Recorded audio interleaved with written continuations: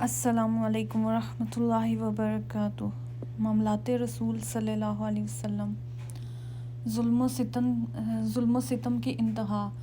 رفتہ رفتہ حضور اکرم صلی اللہ علیہ وسلم کا ذاتی کردار اور قرآن کا معجزہ رنگ دکھانے لگا۔ نوجوان غلام اور دوسرے لوگ ایمان لانے لگے تو قریش کے بزرگ برہم ہو گئے اور انہوں نے مسلمانوں کو ظلم و ستم کا نشانہ بنانا شروع کر دیا۔ ابو جہل نے ایک سازش تیار کی کہ جب آپ صلی اللہ علیہ وسلم خانہ کعبہ میں نماز ادا کر رہے ہوں تو بھاری پتھر سے آپ صلی اللہ علیہ وسلم پر حملہ کر دیا جائے۔ ایک دن ابو جہل بھاری پتھر لے کر آپ صلی اللہ علیہ وسلم کا انتظار کرنے لگا۔ جب آپ صلی اللہ علیہ وسلم نماز پڑھنے لگے اور سجدے میں گئے تو ابو جہل پتھر لے کر آپ صلی اللہ علیہ وسلم کے قریب گیا۔ جو ہی پتھر سر پر مارنے کی کوشش کی وہ خوف زدہ اور بدحواس ہو گیا اور پتھر اس کے ہاتھ سے چپک گیا۔ اس نے بڑی مشکل سے پتھر پھینکا۔ جب اس کے ساتھیوں نے ماجرا پوچھا تو کہنے لگا، جو ہی میں آپ صلی اللہ علیہ وسلم کے سر پر پتھر مارنے لگا ایک خوفناک اونٹ مجھ پر حملہ آور ہوا اور مجھے یوں محسوس ہوا کہ وہ مجھے کھا جائے گا اور میں بدحواس ہو گیا۔ ایک دن آپ صلی اللہ علیہ وسلم خانہ کعبہ میں دوزہ نو بیٹھے حمد و ثنا میں مشغول تھے۔ ابو جہل اپنے خاندان کے افراد کے ہمراہ اونٹ کی اوجری لے آیا اور اسے آپ صلی اللہ علیہ وسلم کے سر پر اس طرح رکھ دیا کہ آپ صلی اللہ علیہ وسلم کا سر مبارک اور منہ اوجری کے اندر بند ہو گیا۔ ابو جہل نے اوجری کا منہ آپ صلی اللہ علیہ وسلم کے گردن کے ساتھ بوری کی طرح باندھ دیا جس پر آپ صلی اللہ علیہ وسلم کا دم گھٹنے لگا۔ خانہ کعبہ میں موجود سنگدل قریش یہ تماشا دیکھتے رہے اور ابو جہل کے خوف سے آپ صلی اللہ علیہ وسلم کی مدد سے گریز کرتے رہے۔ قبیلہ قریش کی ایک عورت یہ منظر نہ دیکھ سکی اور دوڑ کر آپ صلی اللہ علیہ وسلم کے گھر گئی اور حضرت فاطمہ رضی اللہ عنہا کو اطلاع دی۔ حضرت فاطمہ رضی اللہ عنہا روتی ہوئی خانہ کعبہ پہنچی اور اوجری کھول کر آپ صلی اللہ علیہ وسلم کی گردن سے اتاری، چہرے کو اپنے کرتے سے صاف کیا۔ اس موقع پر آپ صلی اللہ علیہ وسلم نے بے مثال صبر اور برداشت کا مظاہرہ کیا۔ ایک دن آپ صلی اللہ علیہ وسلم خانہ کعبہ میں عبادت میں مشغول تھے کہ عقبہ بن ابی معیط نے آپ صلی اللہ علیہ وسلم کی گردن میں چادر ڈال کر بل دیا اور کھینچنا شروع کیا۔ آپ صلی اللہ علیہ وسلم کا دم گھٹنے لگا۔ حضرت ابو بکر رضی اللہ عنہ نے بڑی مشکل سے آپ صلی اللہ علیہ وسلم کو اس کی گرفت سے چھڑایا۔ حضرت ابو بکر رضی اللہ عنہ نے کہا، کیا تم لوگ ایک ایسے شخص کو قتل کرتے ہو جو کہتا ہے کہ میرا رب اللہ ہے؟ عبداللہ بن عمر رضی اللہ عنہ کہتے ہیں کہ یہ سخت ترین ایذا رسانی کا منظر تھا۔ آپ صلی اللہ علیہ وسلم کو علم تھا کہ وہ خدا کے حکم کے مطابق مقدس مشن کی خاطر تبلیغ کا فرض ادا کر رہے ہیں، لہٰذا آپ صلی اللہ علیہ وسلم کو ہر قسم کے مصائب اور مشکلات کا مقابلہ بڑے صبر کے ساتھ کرنا ہوگا۔ حضور اکرم صلی اللہ علیہ وسلم ابو لہب کے پڑوسی تھے۔ ابو لہب اور اس کی بیوی جمیل مختلف طریقوں سے آپ صلی اللہ علیہ وسلم کو اذیت پہنچاتے۔ آپ صلی اللہ علیہ وسلم کے گھر پر پتھر پھینکتے جس سے لکڑی کی کھڑکیاں ٹوٹ جاتی، مردہ جانور اور گندگی گھر کے سامنے پھینک دیتے۔ جمیل آپ صلی اللہ علیہ وسلم کے گھر کے دروازے کے سامنے کانٹے بچھا دیتی۔ جب آپ صلی اللہ علیہ وسلم رات کو گھر واپس آتے تو کانٹے آپ صلی اللہ علیہ وسلم کے پاؤں میں چبھ جاتے۔ گھر آ کر کانٹے پاؤں سے نکالتے تو پاؤں سے خون جاری ہونے لگتا۔ ایک روایت کے مطابق ایک روز آپ صلی اللہ علیہ وسلم نے گھر کے رستے کو کانٹوں سے صاف پایا۔ جب آپ صلی اللہ علیہ وسلم کو معلوم ہوا کہ جمیل بیمار ہے تو آپ صلی اللہ علیہ وسلم کو اس کی تیمارداری کے لیے اس کے گھر تشریف لے گئے۔ آوارہ لڑکے آپ صلی اللہ علیہ وسلم کو پتھر مارنے لگے اور آوازیں کستے۔ آپ صلی اللہ علیہ وسلم بعض اوقات آوارہ لڑکوں سے بچنے کے لیے ابو سفیان کے گھر میں پناہ لے لیتے۔ ابو سفیان اسلام دشمنی کے باوجود لڑکوں کو روکتا۔ جب لڑکے چلے جاتے تو آپ صلی اللہ علیہ وسلم اپنے گھر واپس تشریف لے جاتے۔ ایک روز حضور اکرم صلی اللہ علیہ وسلم خانہ کعبہ میں نماز پڑھ رہے تھے کہ ابو جہل نے آپ صلی اللہ علیہ وسلم کو سختی سے کہا کہ میں نے آپ صلی اللہ علیہ وسلم کو یہاں نماز پڑھنے سے منع کیا تھا۔ آپ صلی اللہ علیہ وسلم کو معلوم ہے کہ جتنے میرے دوست ہیں اتنے کسی اور کے نہیں ہیں۔ آپ صلی اللہ علیہ وسلم نے ابو جہل کو سخت لہجے میں جواب دیا۔ اسی وقت جبرائیل علیہ السلام آئے اور اللہ کا پیغام پہنچایا۔ اسے کہو کہ وہ اپنے دوستوں کو بلائے، ہم اپنے فرشتوں کو ان کا دماغ درست کرنے کے لیے بھیج دیں گے۔ ایک مرتبہ ابو جہل نے بی بی فاطمہ رضی اللہ عنہا کو تمانچہ مارا۔ ایک مرتبہ ابو جہل نے بی بی فاطمہ کو تمانچہ مارا۔ ننھی بچی کو روتے دیکھ کر ابو سفیان نے سبب پوچھا، پھر فاطمہ رضی اللہ عنہا کو ساتھ لے کر ابو جہل کے پاس آئے۔ ابو جہل کے ہاتھ پکڑ کر فاطمہ رضی اللہ عنہا سے کہا کہ اسے تمانچہ ماریں۔ فاطمہ نے ایسا ہی کیا اور ہنسی خوشی گھر آ گئیں۔ ایک روز حضور اکرم صلی اللہ علیہ وسلم اور حضرت خدیجہ رضی اللہ عنہا گھر پر تھے اور آپ صلی اللہ علیہ وسلم کی دونوں بیٹیاں جو ابو لہب کے بیٹوں سے بیاہی ہوئی تھیں، اپنے سامان کے ہمراہ گھر واپس آ گئیں اور اپنے والدین کو بتایا کہ ان کے شوہروں نے انہیں طلاق دے دی ہے۔ ابو لہب اور جمیل نے اپنے بیٹوں پر طلاق کے لیے دباؤ ڈالا اور بہانہ بنایا کہ چونکہ سارا مکہ آپ صلی اللہ علیہ وسلم کے خلاف ہے، لہٰذا آپ صلی اللہ علیہ وسلم کی بیٹیوں کو اپنے گھر میں رکھنا مناسب نہیں ہے۔ قریش نے حضور اکرم صلی اللہ علیہ وسلم کی شخصیت کو اچھی طرح جاننے کے باوجود مذاق کرنا، تمسخر اڑانا اور مختلف نوعیت کے الزامات لگانا شروع کر دیے۔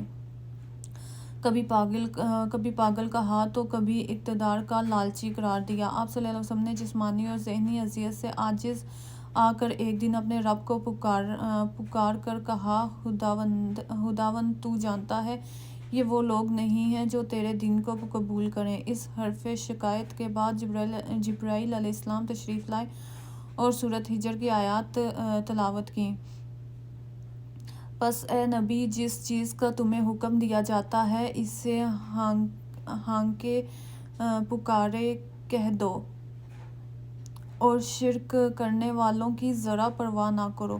تمہاری طرف سے ہم ان مذاق اڑانے والوں کی خبر لینے کے لیے کافی ہیں۔ ہمیں معلوم ہے کہ جو باتیں یہ لوگ تمہارے بارے میں کرتے ہیں ان سے تمہارے دل کو سخت کوفت ہوتی ہے۔ حضرت بلال رضی اللہ عنہ پر ظلم۔ حضرت بلال رضی اللہ عنہ بنی جمح کے سردار امیہ کے غلام تھے۔ جب امیہ کو معلوم ہوا کہ اس کے حبشی غلام نے اسلام قبول کر لیا ہے تو وہ طیش میں آ گیا اور بلال رضی اللہ عنہ کو قید کر دیا۔ رات دن بھوکا پیاسا رکھنے کے بعد پوچھا کہ تم لات و عزیٰ پر ایمان لاتے ہو کہ نہیں؟ بلال رضی اللہ عنہ نے کہا، اللہ ایک ہے۔ امیہ نے بلال رضی اللہ عنہ کو نہایت سنگ دلی سے مارا پیٹا، مگر بلال احد احد پکارتے جاتے۔ امیہ مار مار کر تھک گیا تو بلال رضی اللہ عنہ کو شدید گرمی سے تپتی ریت پر لٹا کر ان کے جسم پر بھاری پتھر رکھ دیا۔ بلال رضی اللہ عنہ تکلیف کے باوجود احد احد پکارتے رہے۔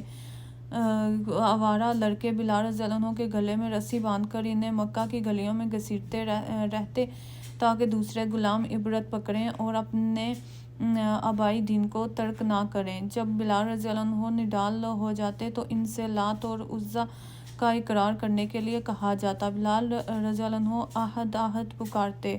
ایک دن حضرت ابوبکر رضی اللہ عنہ امیہ کے گھر کے سامنے سے گزر رہے تھے تو انہوں نے بلال رضی اللہ عنہ کو ظلم و ستم کا نشانہ بنتے دیکھا اور امیہ کو ایک نوجوان صحت مند غلام دے کر بلال رضی اللہ عنہ کو آزاد کرا لیا۔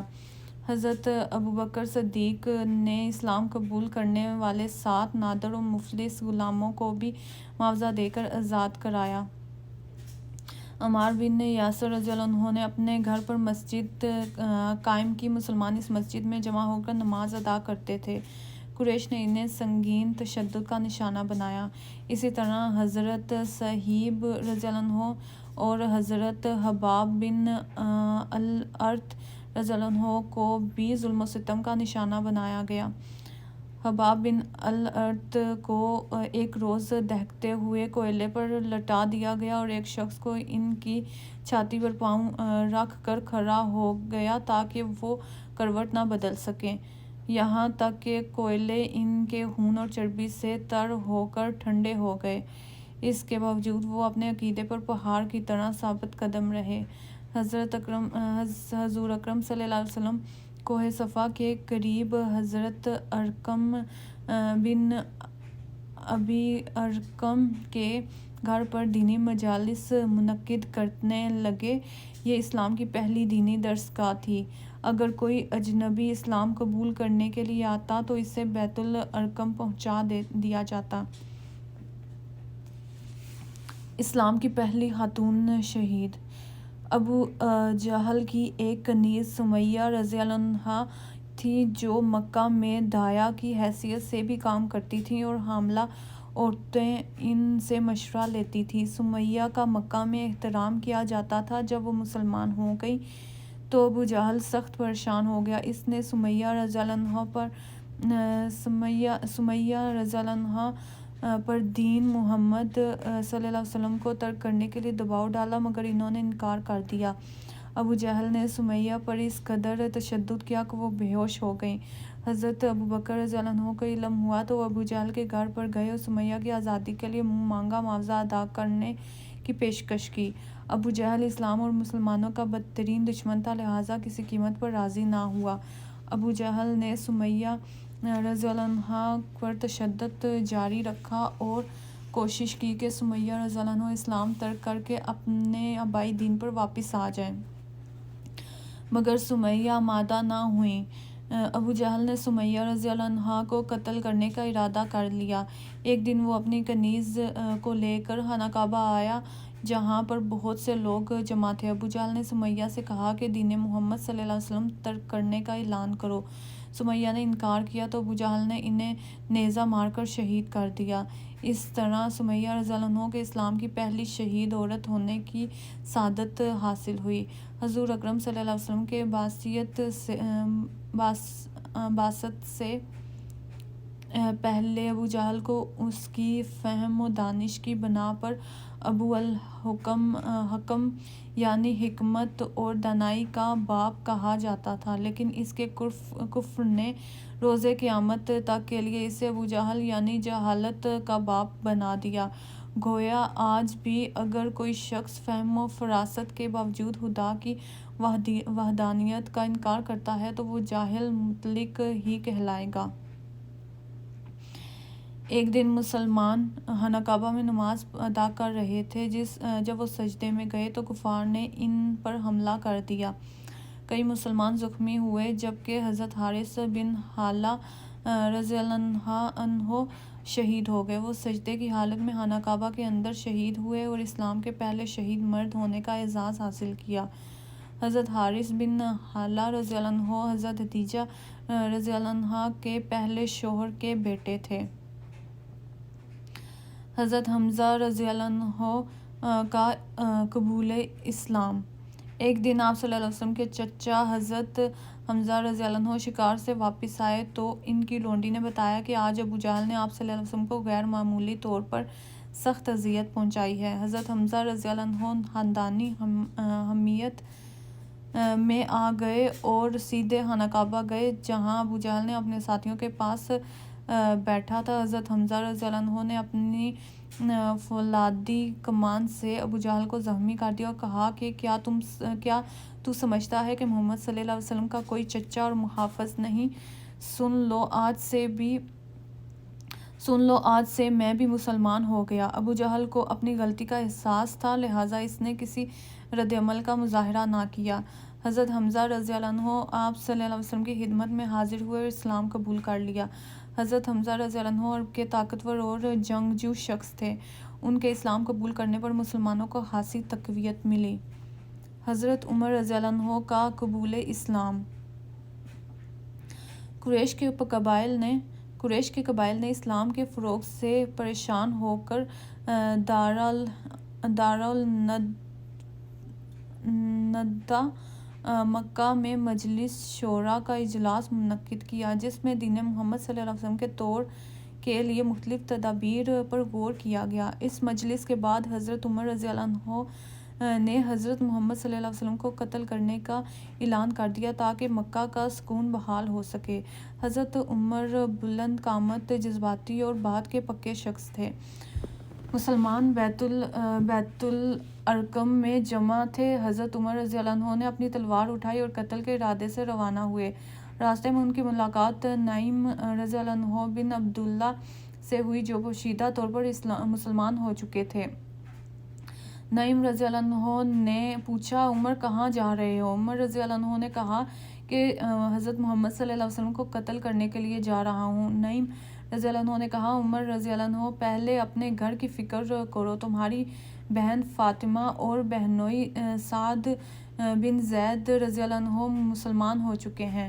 عمر رضی اللہ عنہ یہ خبر سن کر اپنے گھر پہنچے تو دیکھا کہ فاطمہ رضی اللہ عنہ، سعد بن زید رضی اللہ عنہ اور حضرت حباب تینوں قرآن کی تلاوت کر رہے تھے۔ عمر رضی اللہ عنہ نے اپنی بہن کو تازیانے مار کر لہو لہان کر دیا اور دین محمد صلی اللہ علیہ وسلم کو ترک کرنے کا مطالبہ کیا۔ بہن نے کہا، بے شک مجھے قتل کر دو، میں اپنا دین ترک نہیں کروں گی۔ جب عمر رضی اللہ عنہ نے اپنے بہنوئی کو مارنے کے لیے ان کی جانب بڑھا تو فاطمہ درمیان میں کھڑی ہو گئیں۔ فاطمہ رضی اللہ عنہ نے اپنے بھائی عمر رضی اللہ عنہ سے کہا کہ قرآن پڑھ کر دیکھو، شاید تمہارے دل پر اثر ہو۔ عمر رضی اللہ عنہ نے جب قرآنی آیات سنی تو ان پر اس قدر اثر ہوا کہ بلند آواز میں کہا کہ میں مسلمان ہونا چاہتا ہوں۔ عمر رضی اللہ عنہ دارالارقم پہنچے اور دروازے پر دستک دی۔ ایک صحابی نے دروازے کے سوراخ سے دیکھا تو عمر رضی اللہ عنہ تلوار سے مسلح کھڑے تھے۔ صحابی گھبرا گیا اور آپ صلی اللہ علیہ وسلم کو خبر دی۔ آپ صلی اللہ علیہ وسلم نے فرمایا، دروازہ کھول دو، اللہ اس کی بھلائی چاہے گا تو اسے ہدایت دے دے گا۔ دو صحابی عمر رضی اللہ عنہ کو بازوؤں سے پکڑ کر آپ صلی اللہ علیہ وسلم کے پاس لے آئے۔ عمر رضی اللہ عنہ کو چھوڑ دو، آپ صلی اللہ علیہ وسلم نے حکم دیا۔ آپ صلی اللہ علیہ وسلم نے عمر رضی اللہ عنہ کا دامن پکڑا اور پوچھا، کس نیت سے آئے ہو؟ اسلام قبول کرنے یا رسول اللہ؟ کس نیت سے آئے ہو؟ اسلام قبول کرنے یا رسول اللہ؟ عمر رضی اللہ عنہ نے جواب دیا۔ دارالارقم اللہ اکبر کے نعرے سے گونج اٹھا۔ اسلام قبول کرنے کے بعد عمر رضی اللہ عنہ نے رسول خدا سے سوال کیا کہ کیا ہمارا دین سچا دین نہیں ہے؟ آپ صلی اللہ علیہ وسلم نے کہا، ہاں میں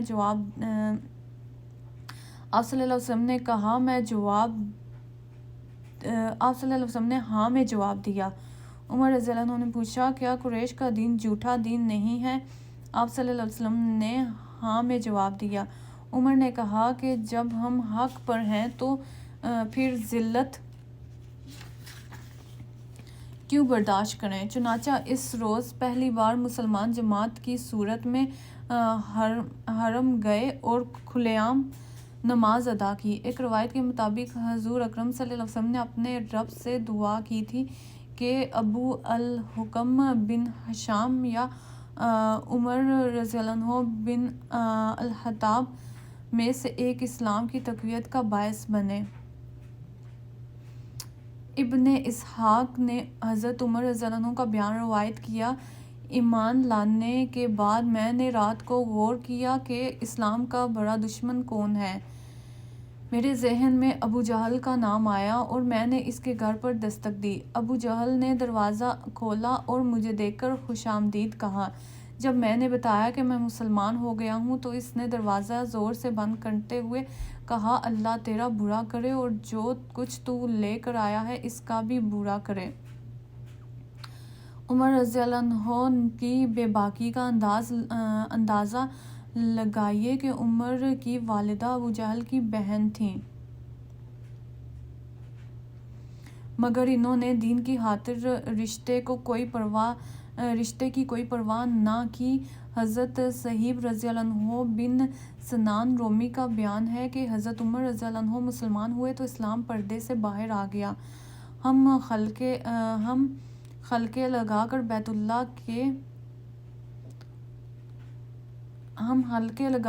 اللہ کے گرد بیٹھے، بیت اللہ کا طواف کیا اور جس نے ہم سے سختی کی اس سے انتقام لیا۔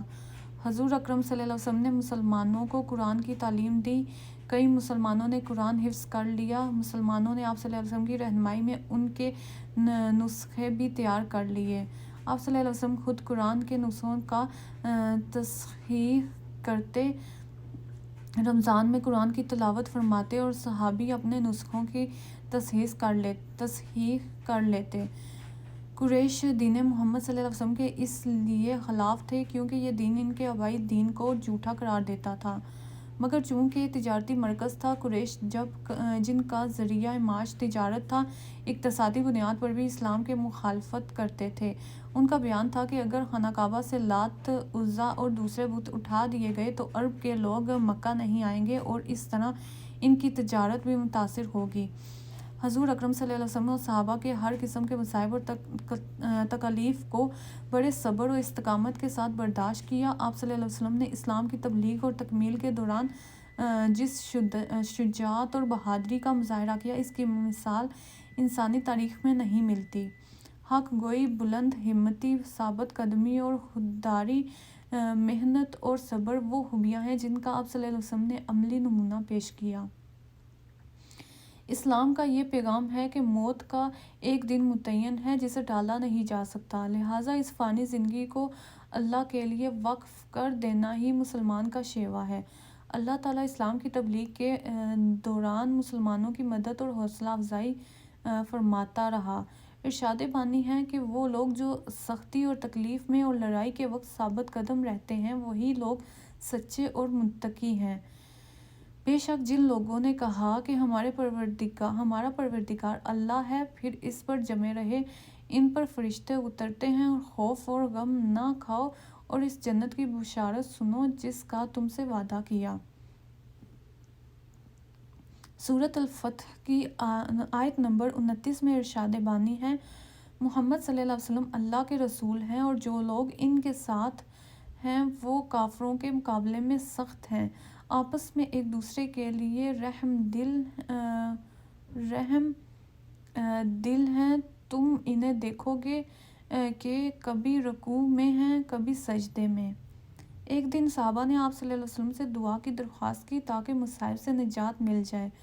آپ صلی اللہ علیہ وسلم نے فرمایا، تم سے پہلے ایمان والوں کی استقامت کا یہ عالم تھا کہ زمین پر گڑھا کھود کر مومن کو اس میں گاڑ دیا جاتا تھا، پھر آڑے سے اس کے سر کو چیر کر 2 حصے کر دیے جاتے تھے، لیکن وہ دین پر ثابت قدم رہتے تھے۔ اسی طرح لوہے کی کنگھی تیار کر کے ہڈیوں اور پٹھوں پر چلا دی جاتی تھی، لیکن یہ عذاب بھی ان کو دین سے منحرف نہیں کر سکتا تھا، اور خدائے بزرگ و برتر کی قسم، اللہ دین اسلام کی تکمیل کرے گا اور اسے ایسا غلبہ عطا فرمائے گا کہ ایک سوار صفا سے حضر موت تک نہایت امن و سکون کے ساتھ سفر کرے گا، اور اس سے اللہ کے سوا کسی اور کا خوف نہ ہوگا، لیکن تم جلدی کرتے ہو۔ قرآن پاک میں ارشاد ہے، جو شخص مصائب و آلام میں صبر کرتا ہے اور جو شخص مخالفین کے ظلم و ستم کو معاف کرتا ہے تو بے شک یہ عمل ان کے امور میں ہے جن کی شان بڑی بلند ہے۔ ایک روایت کے مطابق رسول اللہ صلی اللہ علیہ وسلم نے فرمایا، مجھے اللہ کی راہ میں اتنی اذیت دی گئی جتنی اور کسی کو نہیں دی گئی، اور اللہ کی راہ میں مجھے اتنا خوف زدہ کیا گیا جتنا اور کسی کو نہیں کیا گیا۔ مجھ پر 3 دن اور راتیں ایسی بھی گزری کہ میرے لیے اور بلال رضی اللہ عنہ کے لیے کھانے کو کوئی ایسی چیز موجود نہ تھی جسے کوئی جاندار کھا سکتا ہے مگر قلیل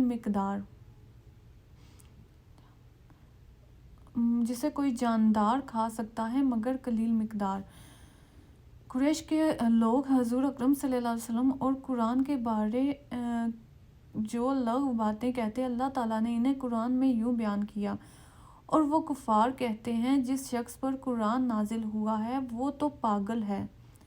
کافر حیران ہوتے ہیں کہ خود ان ہی میں سے ایک ڈرانے والا آ گیا ہے اور کہتے ہیں کہ یہ تو جھوٹا جادوگر ہے۔ جب کفار قرآن سنتے ہیں تو آپ صلی اللہ علیہ وسلم کو ایسی نظروں سے دیکھتے ہیں جس سے آپ صلی اللہ علیہ وسلم کے قدم اکھاڑ دیں گے اور کہتے ہیں یہ یقیناً پاگل ہے۔ کفار کہتے ہیں یہ قرآن تو پہلے لوگوں کے قصے کہانیاں ہیں جنہیں آپ صلی اللہ علیہ وسلم نے لکھوایا ہے اور اب صبح و شام انہیں سناتے رہتے ہیں، اور وہ کہتے ہیں کہ یہ قرآن دونوں شہروں مکہ اور طائف کے کسی بڑے آدمی پر کیوں نہیں اتارا گیا؟